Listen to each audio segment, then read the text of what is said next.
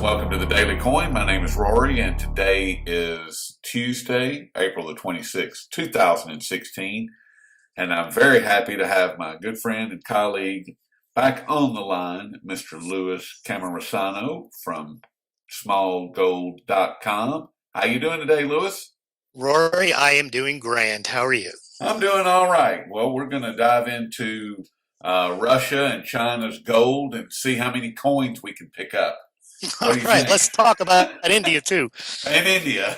Some gold. There's some gold there to be found. There's definitely some gold in India. Well, let's just jump in and see how much we can pick up. All right, let's do it, Rory. Well, no, what I find interesting about the whole issue is, as I wrote to you, it's not a function of whether there was an increase or a decrease. It's by anyone's calculations, whether it was an increase or decrease, there is a deficit by anyone's calculations. And if there's a deficit, why is the price going down? That's the main issue. Everything else is just fluff. Yes. Because if it's down more, like if it is down as far as they say it is, then it's even more out of whack. I'm just saying by official numbers, it's not down, but it's still, the production is still far less than the stated demand. So it doesn't matter whether it's up or down, it's still less than demand. Yeah, and demand is growing all the time. Right. And I read this morning, I can't remember where, but that central banks are considering getting back into acquiring silver. Well, where they I'm not sure that I'm buying into that. That's why I didn't publish the article on the Daily Coin, and I'm not going to, because I'm not sure that I buy it, but that I'm buying into that. I don't see it. I don't know where they would get it from. Well, yeah, exactly.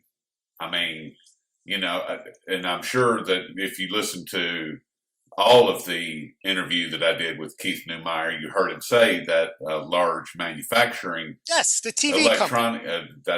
An electronics company has contacted him to Yes. start acquiring silver. Now again, why would they do that if there wasn't enough silver just available from the normal sources? Right. Well, which begs the question, where is it going to come from? Where is it coming from now? I mean, as you and I have discussed in the past, Louis, it's a just-in-time product. Yep. And the just-in-time is running out. It's got to be. It's got to be, because you saw the coin demand used to be 5%, so it was kind of insignificant when the U.S. Mint needed 3 million ounces. It needs 50 now, but so does the Canadian, so does the Austrian, so does the Perth, so do all the silver round manufacturers. They all need amounts. And the demand may have gone down slightly in electronics in the last couple of years just due to global slowdown, but solar's picked up more than the amounts that they might have lost in electronics, and the investment demand has gone up, and the supply, and the rosiest scenario, is up a small percentage, but the demand is up probably double digits, and it was already in deficit even before this happened. For the last 30 years it's been in deficit. That's what Keith said. He said, I don't know. It depends on how you calculate it. And we've been through this before. They don't count the ETFs on the in the Silver Institute, which is crazy because there's 60, 70, 80 million ounces in no, more than that. There's there's 50 or 60 million in the COMEX. There's like 200 million in the ETFs. There's ridiculous amounts in investment amount that they don't count. And then the CME group, your friend Jeff Christensen, they don't even include investment demand. They take global mining production and industrial demand, because they call silver an industrial metal, and then they say there's a surplus. They just ignore all the rest of the investment demand, which is about 50% now. Anyway, I don't know where, as you say, where it's going to come from, where it does come from, because that's more important, not where is it going to come from, but where does it come from?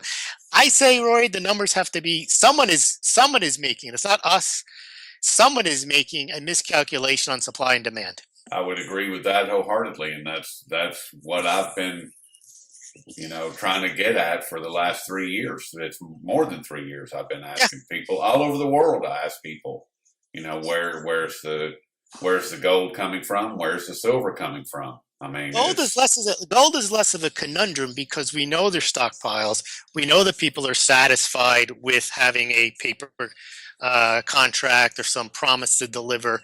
But in industry, in gold, silver coin production, you cannot substitute that need with a paper contract. that's correct, and that's my point. Because the demand for physical, tangible gold is growing as much as silver, period. I mean, you have, how much did you report that Russia took off the market last month? 500 million ounces or 500,000 ounces? 500,000 ounces. But that's 15 tons. I mean, there's 170,000, 190,000 tons, they say, of gold. So the difference is with silver is the industry part. It's just, it has to be used, and then when it's used, it's gone. Yeah, but whereas gold gets kind of passed around, and you can the Indian households have 18,000 tons. right. It's just sitting. That's what the whole purpose of the gold monetization scheme is, to get it out of there so that they can then hypothecate it 10 times over and increase the gold supply. That's why they want to get the gold out of their hands, and they're not giving it up. No, they're not, and they're not going to. I mean, they're just not. But going back to Russia and their 500,000 ounces that they took last month, you said 15 tons. That's 3.5. That's a little over 3.5 tons a week. That's about a day and a half per week of global production that one source is removing from the market, and it's not coming back out. Well, one way of looking at it is if Russia is the third largest gold producer and they're taking 75% of their own mining supply, turning those rubles into gold, then that's gold that's not available for the market. Then, Rory, take the number one gold mining company, China. They're not letting any of the gold out of their country either. So number one and number three are consuming their entire supply. Now you're stuck with Australia. That all goes to China. So the rest of the global mining supply is only available for the rest of the world. And guess who else needs gold? Who does not have domestic mining? India. Exactly. So India has to pick up the gold elsewhere because it can't produce it like Russia and China can for itself. So all the gold goes there. So where's the rest of the world going to get their gold from? That's a great question. That's why I've been asking for the past 3+ years. Where's it coming from? I mean, I know that people, that gold in particular gets passed around, like you were saying. However, when it's at, $12.50 an ounce, most people aren't passing it around a whole lot. Right. I'm gonna try to get the doc back on to confirm that, but I don't think that there's a lot. I don't think that we're seeing a lot of gold going back into the dealers' hands. I have 3 different local coin dealers that I conduct business with each month. I talk to them, ask them about how their month is going, about how their flea market is going, because they all come to the same flea market every month. Mm-hmm. And I ask them what's going on. I can see what they have, and I can find out where it's coming from. It's not coming. There are not individuals for any of these 3 coin dealers that I do business with that are bringing them gold or silver to sell back. They're not. They are having to go to their wholesale distributors in order to have product for their stores, period. They don't have any because people aren't bringing it back to them. Well, you would think India would have the same issue if there's 18,000 tons. And put that in context, the United States supposedly, with this massive 8,500 hoard of gold at Fort Knox, that's like 2 or 3 times the amount. And that gold should be sufficient for Indian consumption. They shouldn't have to import any gold. There's 18,000 tons in there already. But as you say, they're not passing that around. That is being that is being transferred generationally from one Indian family to the next. That's It's not correct. being it's not there's not a vibrant market where they go into town, the villagers, and they trade gold. No, they buy it and they give it to each other, and they buy it and they hold it for decades, For generations, as you say, generations. Exactly. because the parents buy it and give it to primarily to their daughters Yep. and that becomes their only source of wealth. And then they have a family, and then it goes to the next one. They have a family, and it goes to it never comes back out. And then they're And they're supposed to turn it in for some government bond and get rupees for it. Hey, it's yes, comical. it is comical. It's So, by the way, ridiculous. the ETF holdings are about, talking about stockpiles of silver, about 320 million ounces. And then COMEX, I think, has, with JP Morgan and so on, anywhere between 50 and 70 million. So those are the only two known stockpiles. And as you know, the silver shouldn't come out of there, right? I mean, but the silver could come out just like people suspected. The gold came out of the gold ETF to satisfy physical demand. The silver ETFs could be doing the same thing. They could be supplying from the silver ETFs the physical silver, and just putting a chit there saying, well, no, it's in there, and then people are buying the ETF assuming that their shares represent physical silver when maybe they don't. Well, if they're buying into the Sprott ETF, the PSLV, then Right. there is. I mean, and that is the question that I'm asking, or what I'm seeing. I can't wait to see, I should say, is how the $5 billion worth of silver, 5.5 billion, that the Sprott ETF has just purchased. No, How long is that going to take? $75 million worth, but the green shoe, they can go up to $80 million. So that would represent about 5 million ounces. 5 million. I'm sorry, 5 million ounces. Right. So, it shouldn't be hard to get 5 million ounces if there are approximately 800 million ounces mined every year, and there's supposedly a billion in the supply when you put in scrap. So getting 5 million ounces, that's a month's worth of American Silver Eagles. Shouldn't have trouble getting a small amount of silver. It's $75 million. It's not a lot of money in the grand scheme of things. Wish I had it, but he should be able to get it. Now, are you able to find out if that silver was purchased in short order, or is it just ordered and they're awaiting delivery? That's the $75 million question that I can't answer, and maybe I'll try to get him back on the line and see what's going on with that. That would imply tremendous tightness if you can't get 5 million ounces. Well, I mean, if you've got an electronics manufacturer calling up a mine and saying, "Hey, hook me up," Yeah. sorry, but that screams of tightness. That is just, and I don't want to beat that dead horse, but what about China making a play just today for El Dorado gold?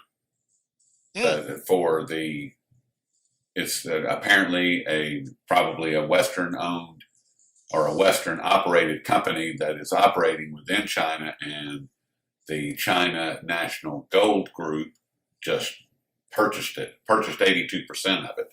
Right, that's a Canadian owned company. Canadian owned company, okay? Right, El Dorado Gold. And that just happened today, so there goes whatever they were producing. Right, for export? No, that's going to stay in China too. Yep, that just left the market. So, well, as you know, I wrote that article a day or two ago about meteor mining. Maybe that'll happen a lot sooner than we think. Yes. or recovering gold at the bottom of the sea, or seabed mining. Those are. I actually think the seabed mining might hold more promise, just because the Earth is 25% land, and 75% of the land, the rest of it is underwater. There's bound to be gold under those under the sea. Just whether it's economical to get it out. Are you talking about like what they do in Alaska? Because they do that. They're doing that in Alaska. Yeah. Well, it's an extension of the areas where there was gold. Same with San Francisco. There's a whole bunch of gold in out west. Well, I'm sure if you went into the ocean right off the coast there, there's probably significant veins of gold. I'm not a geologist. I'm just guessing that that would be the case. But I just find the Oh, meteor mining, Rory, to be, it just seems so much technology and so much effort to find a meteor that's traveling, to land a craft on it, to explore, to do all the logistics. I mean, how much less the meteor is just made of gold and they can bring it down? I don't know how they can make that economical. now, why would they do that for a barbarous relic that's nothing but a tradition and it's not money? Why would they? Especially think of the contrast there. You're using the most high tech innovations to get the barbarous relic. Yes. How I does mean, it's that? not How, like using a pick and hammer and digging like they did in the 14th, 10th century, way back 5,000 years ago to get gold out of a rock out of the mine. They're using spacecraft to go and get it. business. Well, we talked about Russia. What have you got? Have you got any news on China's latest? Yeah, China, as everyone knows, they introduced the yuan gold fix on, I think it was April 19th. But Yep. leading into that, in January, February, and March, the Chinese Shanghai Gold Exchange and the Chinese official amount of gold added to reserves was somewhat subdued compared to 2015. Now, in 2015, China added, from what we understand, a large amount of gold. That was less than a lot of people expected, but it was still a large amount. They're up to about 1,800 tons, which places them fifth of nations holding gold. But also, the Shanghai Gold Exchange, I think, had withdrawals, which are not quite the same as deliveries, but close to it, 70, 80% of about 2,600 tons, which is about the annual global mining supply.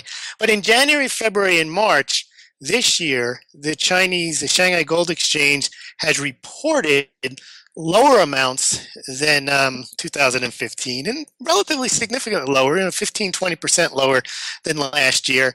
And the amount of gold that China has added to reserves the last 2 months has only been about 9, 10 tons, which is interesting because it means that Russia is now adding reserves, gold reserves, at a much faster pace than China. And I'll send you a chart that shows that Russia has been adding gold to its reserves, in the last 6, 8 months at a much higher rate than China.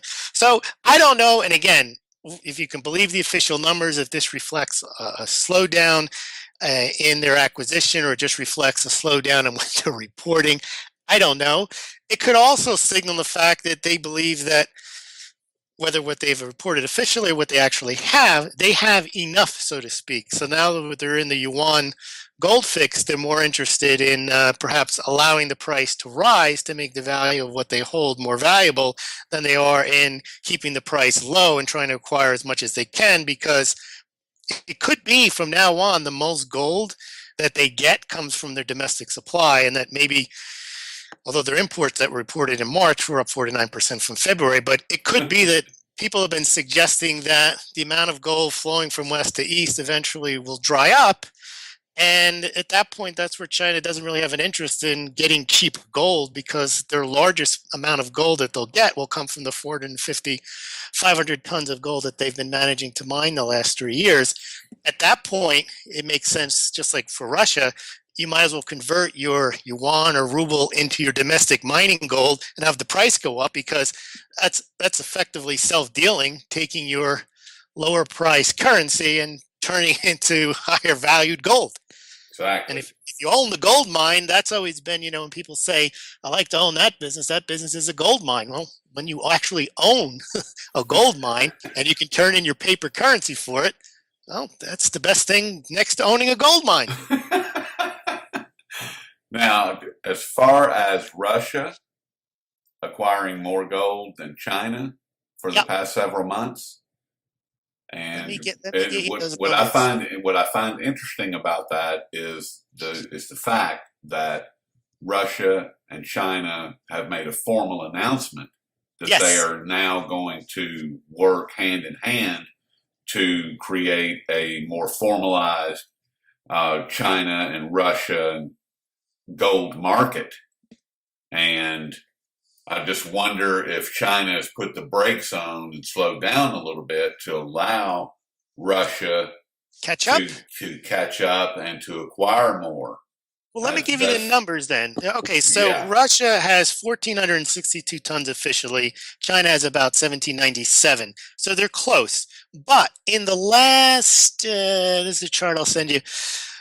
From August to March, August 2015 to March 2016, China added about 120 tons of gold, while Russia added 174, which is 45% more.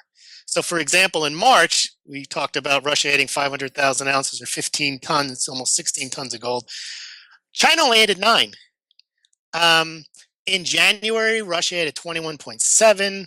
China only added 16. So there is a difference. 1 month in September of 2015, Russia added 34.2 tons of gold. So the most China has reported officially since they began reporting back in June, July of 2015 is 1 month they reported about 21 tons of gold back in November. But in this year they've done 16 in January, 10 in February, and 9 in March, which it's a slowdown.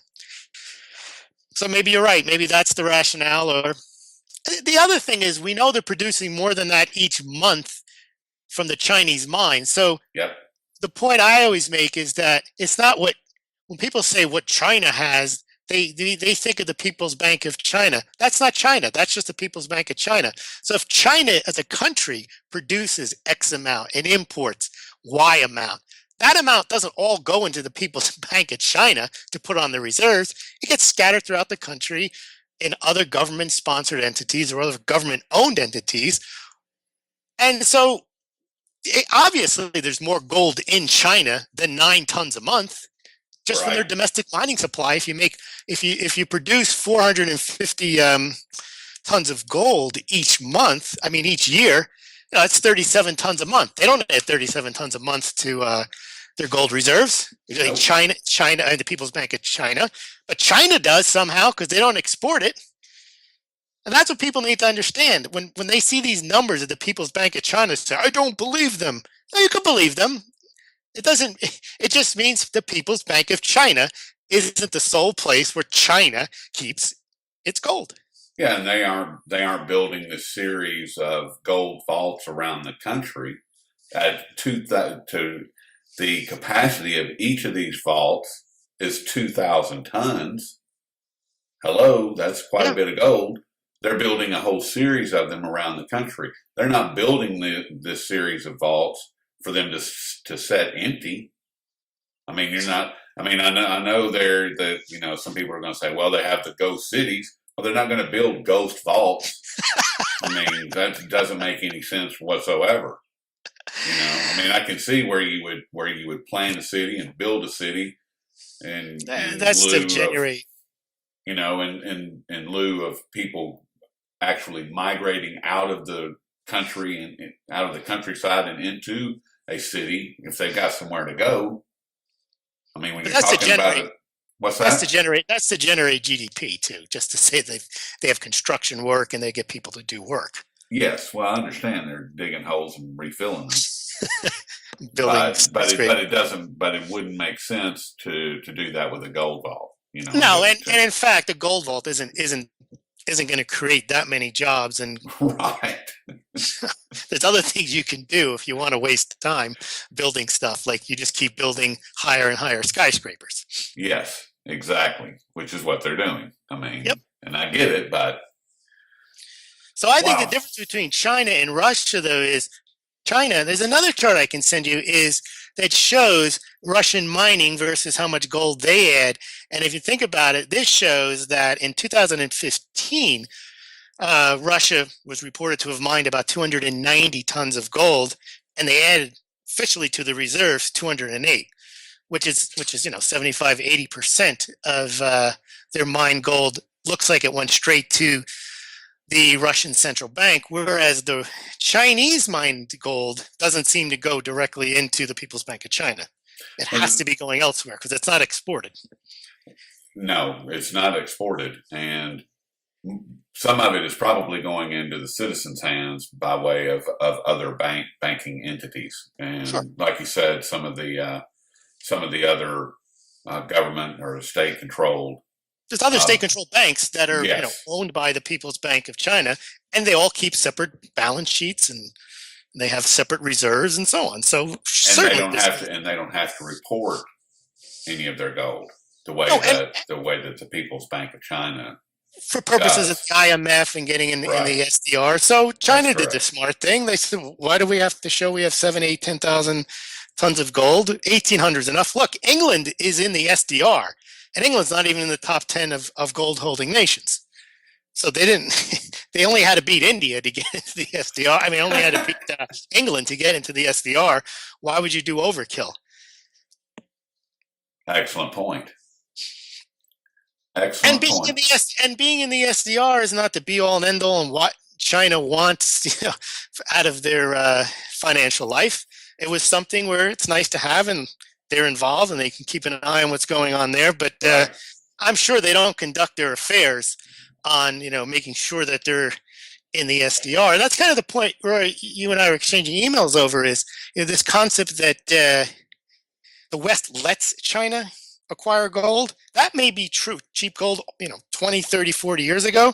But I think China's at a point now where no one lets it do anything. It does what it damn well pleases because it has the financial clout to do so. It has the gold. It has the GDP. It has the population. It has the military. It doesn't need favors like it did when it was a financial basket case in the 1970s. I mean, That's it true. is a world player right now. And it's kind of hubris for the United States or some of the commentaries to make it sound like we let China do anything. No, we let China buy $1 trillion worth of our bonds. we Garbage. we let ourselves become indebted to China. We let ourselves become indebted to Saudi Arabia to the point where Saudi Arabia, I don't know if you saw this, is threatening to dump its bonds Yep. if the United States passes the 9/11. Without getting into that issue, the point is that the United States has put itself in a position where it can be blackmailed by its creditors now That's correct. because there's $4 trillion worth of bonds or some ridiculous amount. I'm estimating because I know China has 1.3 and Japan has 1.2 trillion. Between the two of them, that's 2.5 trillion. The Fed owns 4 trillion, 2 trillion because they own their balance sheet is 4 trillion. But there's so much debt out there in non necessarily friendly hands. And the only way we can pay it back is by issuing more bonds. Well, that works, but then who's going to buy them? Good question. Yeah. The Fed, and the way I describe that is the Fed takes money out of the money that it printed out of nothing, out of its Right. left pocket, and puts it in its right pocket and says, "Yes, we just bought bonds." That's the same thing they did with Social Security money. The Yeah, money went into the Social Security fund, and the politicians said, well, that's money we can use on whatever else we want to spend it on. And we owe it to ourselves, so not a problem. not a problem until it is.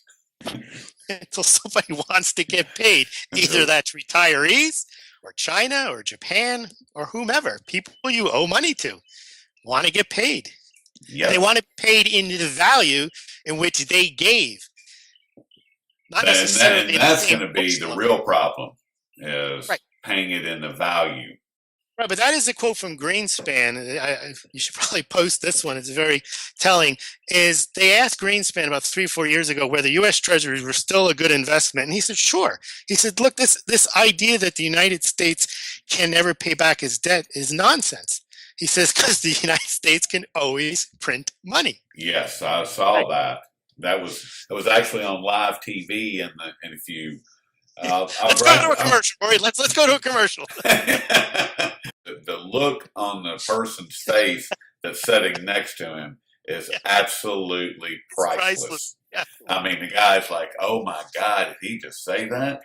Yeah. Well, the thing Greenspan says, Roy, are fascinating because he says gold is the premier currency which no fiat currency could ever approach. He says all these wonderful things, but while he was the chairman, he was full on Keynesian, Yeah. and he abandoned all of his his grounding in sound economics. Yep. Become the maestro. And I guess now he regrets all of that. Well, I don't think he regrets it. I think that he's just, playing a game of CYA, and I'm gonna die soon, so I need to make things straight. Need to get my record straight here. But the counter argument to all that is that maybe what Greenspan did was he gave the United States another 50 years because he effectively realized that the stock market was the key, not productivity. That could all be outsourced. Was that if we can control the financial markets and create basically money out of thin air by boosting stock market valuations, kind of irrespective of the actual value of the companies, that would make the United States wealthier. And that's why that, when the 87 crash happened, that was the beginning of the plunge protection team. That's when Greenspan first came on board. And that's kind of led to the manipulated markets that we have now. The market's not allowed to correct the markets. They were not allowed to have recessions. And we saw that got to the point where when we were going to have a massive recession, they stepped in and they, quote, provided liquidity. It echoes of Greenspan, what he did in 87 on a smaller scale. Central bank stands ready, willing, and able to provide liquidity. And that now means, like with Draghi, whatever it takes, they'll just print whatever they. As Jim Rickards stated in the interview that I did with him not too long ago, that the crash that's coming is going to be larger than the central banks. It's going to, because the S&L crash in the late 70s, early 80s, that was handled by Wall Street. Wall Street cleaned that up, and the Fed had their back, gave them what they needed, which was very little. And then the crash, the big crash in 2006 to 2008, the Federal Reserve, the central banks globally have had to step in and to keep the chewing gum and rubber bands and Band-Aids flowing in order to keep this whole Ponzi scheme together. And as this thing continues to collapse, as this collapse continues to unfold, all of those mechanisms are not going to work. They're not working now, and we're starting to see that. So it's just a matter of time at this point. It's not a question of if; it's just a question of when.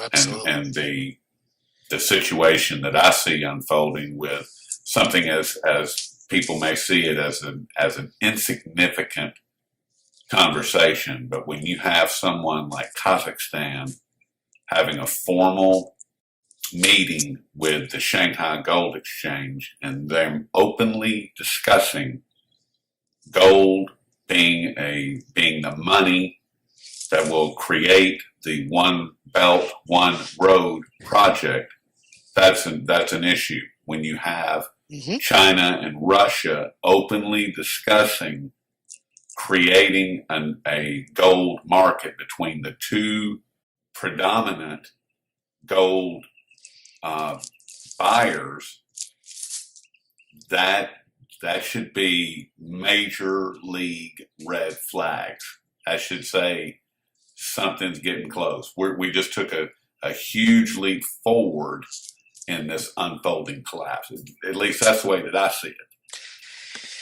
I agree with you, Rory, because the reason that people don't view it that way is we have been desensitized to sound money, and we have been force-fed this diet of the dollar is everything, and people want our dollars, and that's just taken as a given, but not because they're backed by anything. It's just because they are. And that is basically the definition of fiat, because we say so. And the problem with fiat is if somebody decides we're not listening to you anymore, then the value goes away. So so what? You say so. It's like when a kid says, I'm not going to bed, and he's 5 years old. It's like, you are going to bed. Oh, well, that statement no longer has any, never did have any has no weight. Power. Has no weight unless the parents become conditioned to allowing a kid to say what he says goes. But until they, at the point where the parent says, no, you don't tell me what to do, well, then it's over. It's over. And that's the danger. It's called confidence. Confidence. It's called Time change. gain. Yeah. But also, if there's a change in power, that's my point earlier about China, Right. is sure, the United States used to let China do stuff, but I don't think that's the case anymore. China does what it wants, and if it decides it no longer values something, then, as the old expression, who has the gold rules, then they say what matters. They Right. say what's valuable. See, and I think that China is getting close to that point of having enough gold to where they can, and now that they have the pricing mechanism in their currency, they can, and they are included in the SDR basket, which is a big deal. They can start making other changes to how things are going to be. And as far as this 1.3 or 1.2 or whatever the trillions of dollars of treasuries that they have, they know they're never going to get that back. They know that is a worthless pile of nothingness on their ledger sheet, and that's all that it is a ledger entry. They get out their pencil, they erase that line. Oh well, that's gone. That's over with, and that's what it boils down to. And then they look in their safe and they go, well, in this safe we have 1,800 tons of gold, and in that safe we have 4,300 tons of gold, and in that safe we have 2,200 tons of gold. And then, of course, they look across their country and they see the productive capacity that they have, too. That's exactly right. So, gold only represents what has been earned and saved. And that's good, but you can't necessarily run a country off of just what you've earned and saved. You have to continue to produce. And, they have the money and they have the investment and they have the ability to continue to produce. And the One Belt, One Road project is going to ensure that continues to happen for at least the next 50 years, minimum of the next 50 years, period. Because it's going to take at least 20 years just to get this whole thing developed and built out. Minimum of 20 years. I mean, my goodness, they're going all across Asia and into Southern Europe, and into Africa. So they're going into, not only are they going across land, they're going across water as well. I mean, it's huge. It is huge. And the sad part is that most people don't even know that this is happening. They have no clue. They have no concept of the tidal wave that is building. Especially Africa. People have discounted Africa as if it's always been an economic basket case, therefore it always will be. That's nonsense. I mean, there are resources, there are people, there are resources, there's investment that'll go on there, and you can see in 10 years parts of Africa becoming like Hong Kong, becoming places where there's massive amounts of production taking place. Look how fast China rose. Yes. And all it takes is investment and a demand to have that investment return, and you get the production. And for the people to be treated with respect. Correct. And that's it. The problem you have in Africa is that you have these governments that are corrupt and they don't serve the people and they don't produce for the people. And you saw like Zimbabwe, that's they just printed up money to try to solve their problems rather than trying to provide a productive base from which to create wealth for themselves, the citizens, in the world. And that's basically what China has done. Yep. That's what the United States did. It's what we used to do. Right. I mean, you think about what Detroit was. It built cars for the world and provided tremendous wealth for the people who made those cars. What does it do now? It's rusting. Right. But what I'm saying is there's no reason that any area in the world cannot become an economic center. Yep. And throughout history, there's places that have been and have not been economic centers. They come and they go. And Africa just hasn't had its turn yet. And if China invests in Africa, There's a good chance that a good part of Africa will be very productive. And very wealthy. Correct. Because like you said, they have the resources. So Yep. they have the resources and they have the people. My name is Rory, and I'm with the Daily Coin, and joined once again by my good friend and colleague, Mr. Louis Cammorsano. And you can find all his great work over at smallgold.com. Louis, I always appreciate the knowledge. Always a pleasure, Rory. Thanks for having me on again. Well, we'll pick it up in a couple of weeks after the when all the mints start releasing their numbers, and we'll get caught up on that. Sounds good. All right, buddy. I'll talk to you later. See you, Rory.